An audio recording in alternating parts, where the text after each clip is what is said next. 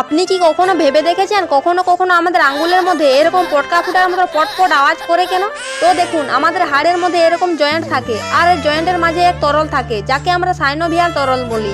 এই তরলের কাজ হলো হাড়কে স্ট্রং রাখা আর হাড়কে একে অপরের সঙ্গে আঘাত লাগা থেকে বাঁচায়। এই তরল যদি হাড়কে রক্ষা করে, তাহলে এরকম পটকা ফুটার মতো আওয়াজ কোথা থেকে আসে তা জানার জন্য ভিডিওটি শেষ পর্যন্ত দেখুন। আর আপনি যদি মহাদেবজি সাচ্চা ভক্ত হয়ে থাকেন, তাহলে ভিডিওটিতে লাইক আর চ্যানেল সাবস্ক্রাইব করে দিন। এরকমটা হয় যখন আমরা আমাদের আঙুলকে এভাবে টানি, তখন ওই তরলের মধ্যে এরকম বেলুন তৈরি হয়, আর যখন আঙুলটিকে ছেড়ে দেওয়া হয় তখন ওই বেলুনগুলি ফাটতে শুরু করে আর এরকম পটপট আওয়াজ করে।